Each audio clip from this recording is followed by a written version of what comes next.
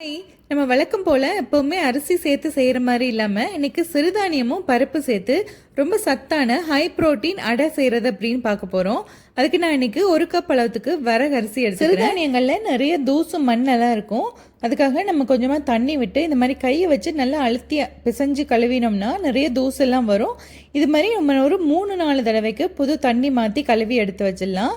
இப்போ எல்லாம் கழுவினதுக்கப்புறம் நல்லா சுத்தமான தண்ணி விட்டு ஒரு 4 மணி நேரத்துக்கு இந்த வரகரிசியை ஊற வச்சுருவோம். இதே மாதிரி இன்னொரு பாத்திரத்தில் அரைக்கப்பழத்துக்கு கடலைப்பருப்பு, அரைக்கப்பழத்துக்கு துவரம் பருப்பு சேர்த்துக்கலாம். இதே ஒரு 2 தடவை தண்ணி ஊற்றி நல்லா இந்த மாதிரி பிசைஞ்சு கழுவி எடுத்து வச்சிடலாம்.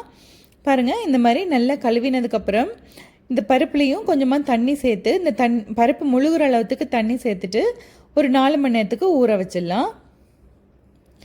இப்போ 4 மணி நேரம் கழித்து நம்ம எல்லா பொருளையும் ஒன்று அரைக்க போகிறோம். 4 காஞ்ச மிளகாய், 2 டீஸ்பூன் சோம்பு, ஒரு 10 மிளகு, ஒரு துண்டு அளவுக்கு இஞ்சி, 6 பூண்டு எல்லாத்தையும் சேர்த்து நல்லா இந்த மாதிரி கொரன்னு அரைச்சிடலாம்.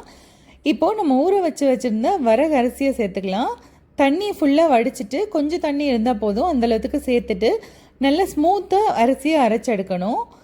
பாருங்கள், இந்த மாதிரி நல்ல ஸ்மூத்தான கன்சிஸ்டன்சியில் இருக்குது. பார்த்தா தெரியும் உங்களுக்கு, இந்த மாதிரி நல்லா ஸ்மூத்தாக இருக்குது. இப்போ அதுலேயே நான் கொஞ்சமாக பருப்பு சேர்த்துக்கிறேன். ஊற வச்ச பருப்பை சேர்த்துக்கிறோம். இந்த பருப்பு வந்து ரொம்ப அரைக்கக்கூடாது, கொரன்னு அரைச்சா போதும். நம்ம தேவையான அளவுக்கு தண்ணி விட்டுக்கலாம். ரொம்ப திக்கான பேட்டராக இருக்கணும். பாருங்கள், இந்த மாவு வந்து நல்லா திக்காக இருக்குது, இட்லி மாவு பதத்தில் இருக்கும். இப்போ நம்ம 1/2 டீஸ்பூன் அளவுக்கு பெருங்காயத்தூள், 1/4 டீஸ்பூன் மஞ்சள் தூள், 2 பெரிய வெங்காயத்தை குட்டியாக கட் பண்ணி வச்சுருக்கேன், அதை சேர்த்துடலாம். நிறைய கொத்தமல்லியில் கொஞ்சம் கருவேப்பிலை, அப்புறமா நிறைய இந்த தேங்காய் சில்லு வந்து போட்டால் நல்லா டேஸ்ட்டாக இருக்கும். அதுக்காக கட் பண்ணி வச்சுருக்கேன், அதையும் போட்டுக்கலாம்.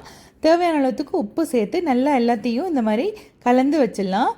பாருங்கள், இந்த கன்சிஸ்டன்சி பார்த்தாலே உங்களுக்கு தெரியும், நல்லா திக்காக இருக்கணும். ரொம்ப தண்ணியாக கொலன்னு இருந்துச்சுன்னா அடை வந்து ஹார்டாக இருக்கும்.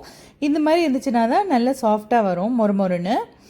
இப்போ ஒரு தோசைக்கல் வச்சுட்டு அதை நல்லா சூடாயினதும் ஒரு கரண்டி மாவு எடுத்து எந்த அளவுக்கு தின்னா உங்களுக்கு வார்க்க வருமோ அந்த அளவுக்கு தின்னா வார்த்து விட்டுருங்க. தோசை மாதிரி ரொம்ப மெல்லிசாக வராது, கொஞ்சம் குண்டாக தான் வரும்.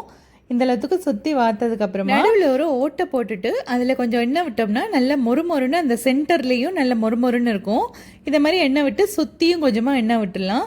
அடை வந்து நிறைய எண்ணெய் விட்டு சுட்டால் நல்ல டேஸ்ட்டாக இருக்கும். ஆனால் நம்ம ஹெல்த் கான்ஷியஸாக இருக்கிறப்போ கொஞ்சம் எண்ணெய் கம்மியாக விட்டு மூடி வச்சு கூட சுட்ட எடுக்கலாம் நீங்கள்.